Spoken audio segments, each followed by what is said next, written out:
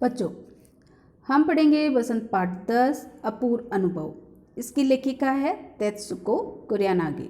ये एक जापानी भाषा में लिखी गई सुंदर रचना है जिसका हिंदी में अनुवाद किया है पूर्वा यागी कुशवाहा ने।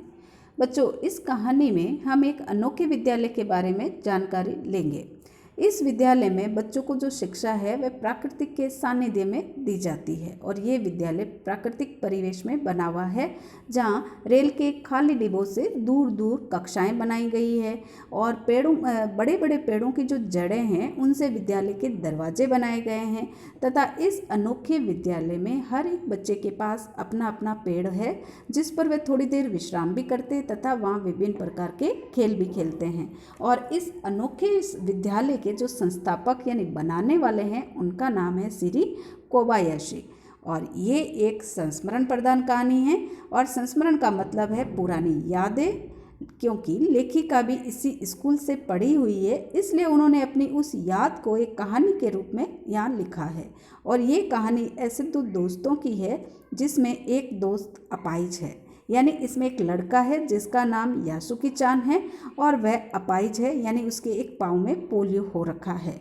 और लड़की जिसका नाम तोतो चान है और वह अपने यासुकी चान को बहुत अच्छा दोस्त मानती है और उसकी एक इच्छा पूरी करना चाहती है। और वो कौन सी इच्छा है जिससे तोतो चान पूरा करना चाहती है, तो ये हम कहानी के माध्यम से ही जानने का प्रयास करेंगे। सभागार में शिविर लगने के 2 दिन बाद तोतो चान के लिए एक बड़ा साहस करने का दिन आया। यानी विद्यालय में कोई शिविर चल रहा था जिसमें बच्चों को कोई साहसी कार्य करने की ट्रेनिंग दी जा रही थी और उस दिन तोतो चान के लिए कुछ साहस भरा काम करने का दिन था। इसलिए उसने यासुकी चान से मिलने का निश्चय किया और ये भेद उसने न तो तोतो चान यानी खुद के मम्मी पापा को बताया और न ही यासुकी चान के माता पिता को बताया कि वह आज यासुकी चान से कहाँ मिलने वाली है, क्योंकि उसने यासुकी चान को अपने पेड़ पर चढ़ने का न्योता दे दिया था यानी बुलावा दे दिया था। यानी अपने घर पर, इस बच्चों का घर विद्यालय में कौन सा होता है, अपना अपना पेड़, तो उस पर आने का न्योता यानी बुलावा दे दिया था। तोमह नामक एक जगह है, वहाँ पर कोई भी बगीचा हो वहाँ बच्चों के लिए अलग अलग पेड़ होते हैं और जिस पर बच्चे खुद अपने आप चढ़ते हैं और अपना समय वहाँ बिताते हैं। तो ऐसा ही तोतो चान का पेड़ मैदान के बाहरी हिस्से में है और जगह है कोहनबुत्सु जाने वाली सड़क के पास। यानी एक बगीचे के पास जो तोतो चान के विद्यालय में उसका जो पेड़ है वह तोमा में एक बगीचे के पास में पड़ता है और वो जगह है कोहनबुत्सु नामक जगह जाने वाली सड़क के पास में। ठीक है, और ये पेड़ बहुत बड़ा है, इतना बड़ा है कि इस पर अगर सही ढंग से नहीं चढ़ा जाए तो फिसलने का, बार बार फिसलने का डर बना रहता है, इसलिए इसे बहुत ढंग से चढ़ना पड़ता है। और ये ज़मीन से 6 फीट ऊपर की ओर है और 6 फीट ऊंचाई पर इस पेड़ से 2 शाखाएं निकलती है जिसे द्विशाखा बताया गया है। यानी 2 शाखाएं इस पेड़ से निकलती है और वो शाखाएं इस प्रकार है जैसे कोई बिस्तर लगा हुआ है, उस पर आराम से बैठा जा सकता है, विश्राम भी किया जा सकता है और इच्छा हो जाए तो उस पर झूला भी झूल सकते हैं। इसलिए तोतो चान छुट्टी के समय अक्सर अपने उस पेड़ पर चली जाती है जहाँ वह विश्राम भी करती है, थोड़ी देर झूला भी झूलती है और थोड़ी देर मन करता है तो सो भी जाती है। समय या स्कूल के बाद ऊपर चढ़ी मिलती है, यानी जब भी उसको समय मिलता है तो वह अक्सर अपने इसी पेड़ नुमा घर पर ही मिलती है। वहाँ से वे सामने दूर तक आकाश को या नीचे सड़क पर चलते हुए लोगों को देखा करती है।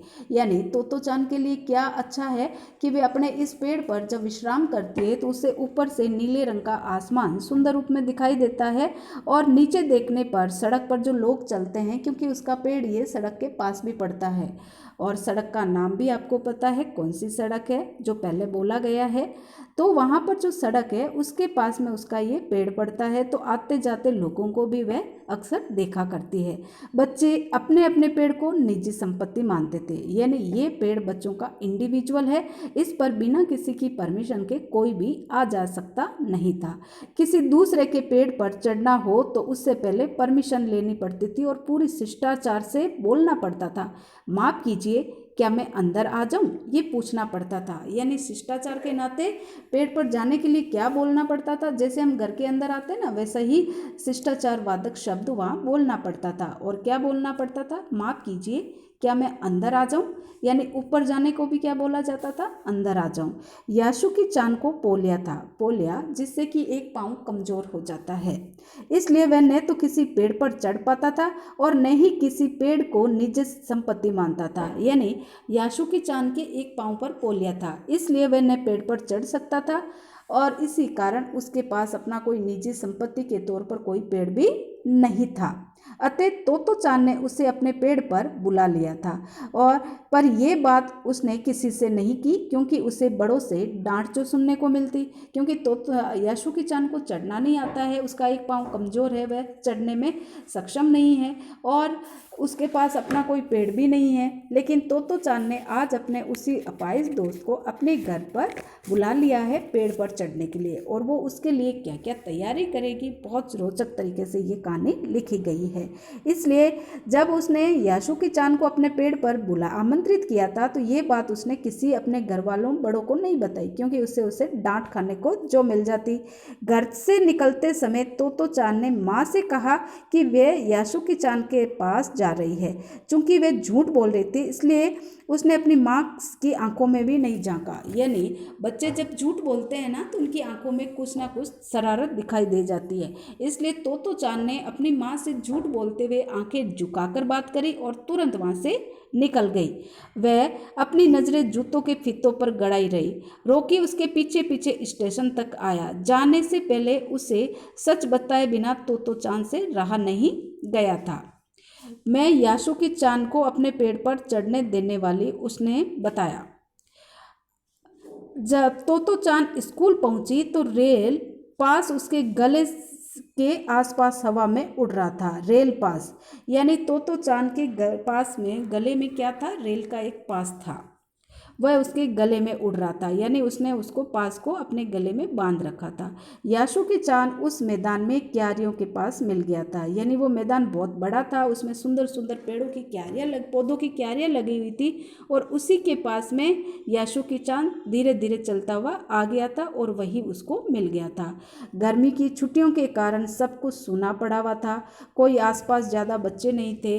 याशु की चांद उससे कुल 1 जमा वर्ष बड़ा था, यानी तोतो चांद से बड़ा था याशु की चांद 1 साल। 1 साल याशु की चांद तोतो चांद से बड़ा था, पर तोतो चांद को वह अपने से बड़ा लगता था, पर तोतो चांद को वह अपने से बहुत बड़ा लगता था। यानी था तो याशु की चांद 1 साल बड़ा ही, लेकिन उसकी हाइट और हेल्थ अच्छी होने के कारण वह तोतो चांद से बहुत बड़ा लगता था। जैसे ही याशु की चांद ने तोतो चांद को देखा, वह पैर को घसीटते हुए उसकी ओर तेजी से चलने लगा। क्योंकि उसका पैर उठकर चल नहीं पाता था तो वह पैर को घसीटते हुए उसकी ओर तेजी से बढ़ने लगा और उसके हाथ अपनी चाल को स्थिर करने के लिए दोनों ओर फैले हुए थे। यानी जब एक पाँव काम नहीं करता है और आपको चलना होता है तो कहीं आप गिर नहीं जाओ, इसलिए अपने हाथों को याशु की चांद फैला कर चलता था, जिससे कि उसकी बॉडी का संतुलन बना रहे और वह आराम से चल सके। इसलिए उसने दोनों हाथ फैला लिए थे और वह तेजी से चल रहा था। तोतो चांद उत्तेजित थी, यानी उत्साह भरा हुआ था। वे दोनों आज कुछ अलग करने वाले थे। यानी वो उत्तेजित क्यों थी, उत्साहित क्यों थी, क्योंकि आज वे कुछ अलग करने वाले थे, इसलिए वह बहुत ज़्यादा उत्साहित थी और यशु की चांद भी उसका साथ दे रहा था, जिसका भेद किसी को भी पता नहीं था। उल्लास में ठिठिया कर हंसने लगी।